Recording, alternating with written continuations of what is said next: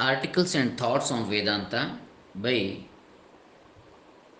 Parama Pujya Shri Sachidanandendra Saraswati Mahaswamiji, Adhyatma Prakasha Karyalaya, Hole Narsipur.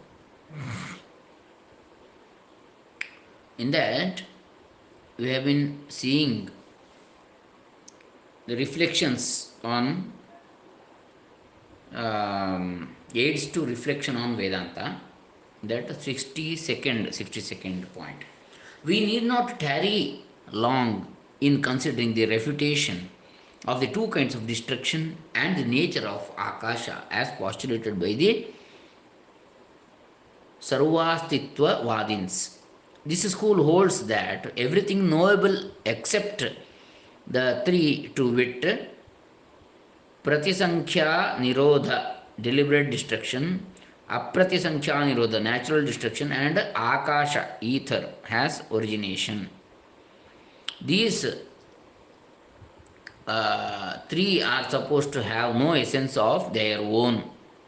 The two kinds of destruction, whether they are supposed to pertain to the whole series or to the individuals in the series, can never take place since there is persistent arising of the individuals as cause and effect of each of the succeeding individuals, and there can be no absolute destruction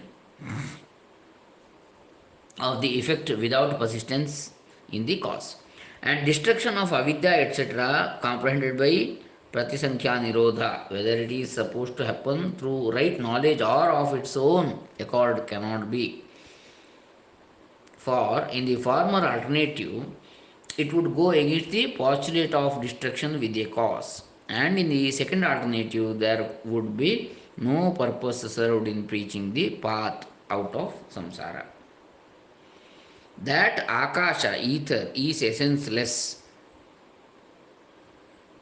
is equally untenable. The Buddhist may not recognize the Shruti which teaches the origin of Akasha from Atman, but he cannot ignore the inference that there must be something whose quality is sound.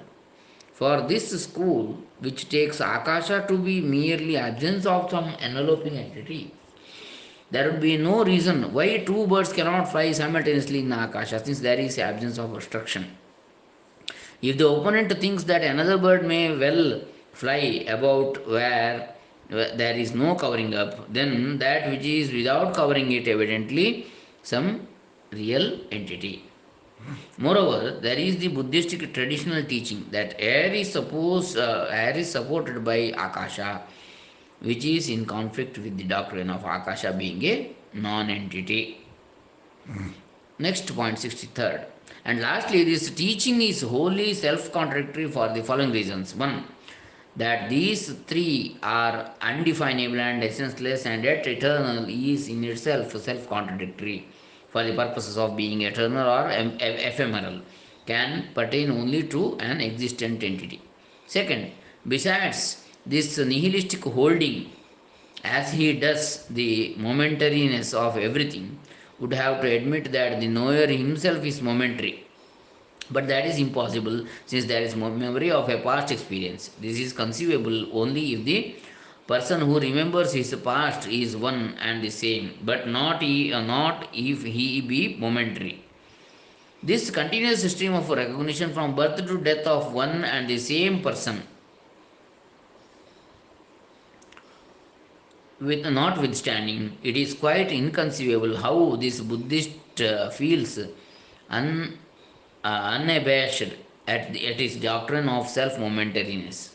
Should he reply that this can be explained away by similarity of cognition, even then that would be an unfounded statement, since according to him there is no one person who cognizes the similarity.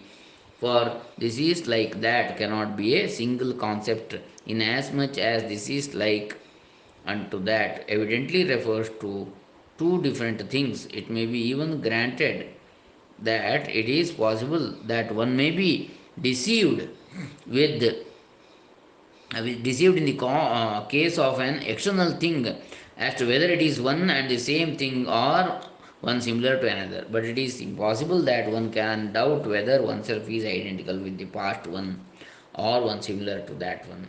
For there is the certain recognition that one is the same person.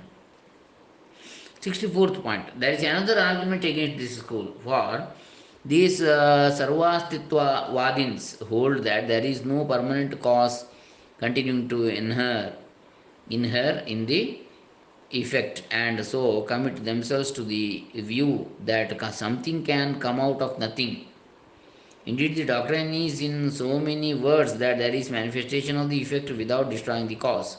If this doctrine of effect coming out of nothing be admitted, then nothing being not different from such things as hairs, horn, anything could be expected to arise out of anything whatever, since there is no specific feature of characterizing nothing. If, on the other hand, it should be argued that there is some characterizing feature attaching even to absence or nothing, then that nothing itself would become something positive. 65th point. There is another repugnant conclusion following from the doctrine of something coming out of nothing. For even inactive and indolent persons would be able to achieve what for what they want. For non existence would be available everywhere. A farmer would be able to grow bumper crop without cultivation. A potter could produce pots without undergoing the effort of preparing the needed quality of clay, and a weaver could get a cloth without spinning yarn, just like one who takes the trouble to do so, and no one would make any effort to attain heaven or final release. 66th point. The most flagrant self contradiction in this doctrine is to try to introduce confusion. So, the most flagrant self contradiction in this doctrine is to try to introduce confusion in all human behavior when they first admit that chitta and chaitas are born from former cause, and that elements and combinations of elements are produced from atoms, and then declare that something is born out of nothing, and thus deny what they themselves have postulated. 67th point. In contrast with the Sarvastitavadins, the idealist Vijnanavadins seems to stand on firmer ground. For according to them, the Buddha's doctrine of external elements was only a concession to the credulous disciples who strongly believed in the reality of external phenomena. But the teachers' own esoteric doctrine was the reality of the Vijnana Skandha. The argument of the Vijnanavadin is as follows. All convention of the means of valid knowledge, the object of that means and the resultant understanding becomes intelligible as a subjective occurrence alone. For even granting the existence of a real object, the convention of means of valid knowledge is inconceivable unless it is related to the related to the intellect. 68th point. It may be asked, how is it to be concluded that all procedure is only subjective? And how are we to convince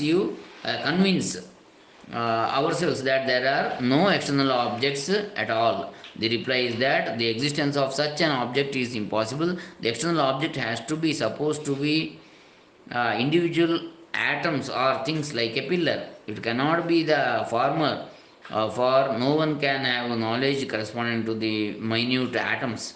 Neither can it be objects like a pillar, for these cannot be determined to be either identical with or different from the atoms. Objects like the genus, activity, etc., have to be disposed of in a similar manner. 69th point. There is another reason for rejecting the external objects. For the experience of all instances of consciousness is knowledge. But every instance of a knowable so born is seen to assume a particular form, such as, for instance, the knowledge of a pillar, knowledge of a piece of cloth, This cannot be explained unless we grant that some predilection for a particular form is revealed in each of the cases. This form of an object being necessarily admitted to take place in consciousness, it serves no purpose to presume it as independent of an external object. 70th point. Moreover, there is seen to be an invariable rule that an object and its idea are experienced always simultaneously, which fact argues for the identity of both. For this rule is inconceivable if each of the two has a peculiar feature of its own, for there would be no reason to compel them to occur simultaneously if they were distinct. This can be also explained on the analogy of notions, like that of an object in a dream, to explain.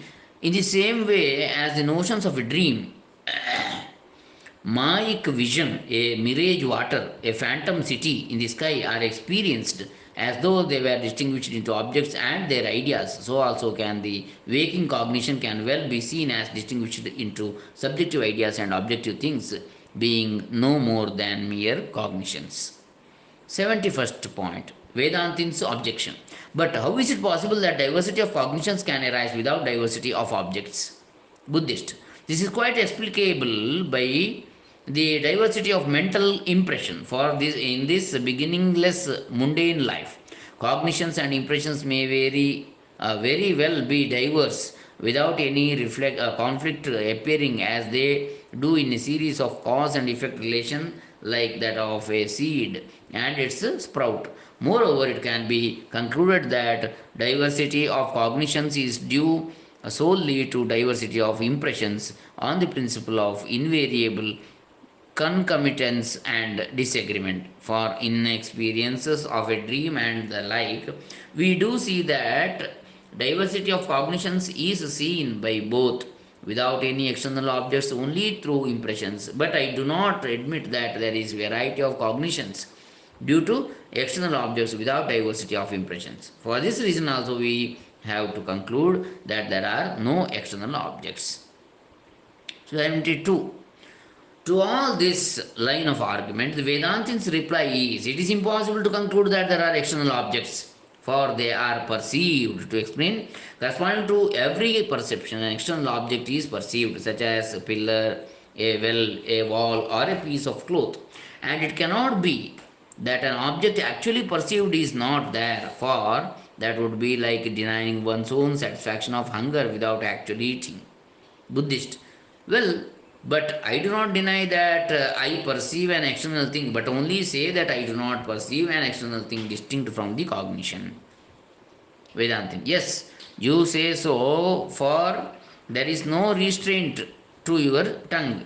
But what you say is not in conformity with reason. For an external thing quite distinct from your perception has to be necessarily admitted to exist for no other reason than that is recognized or cognized.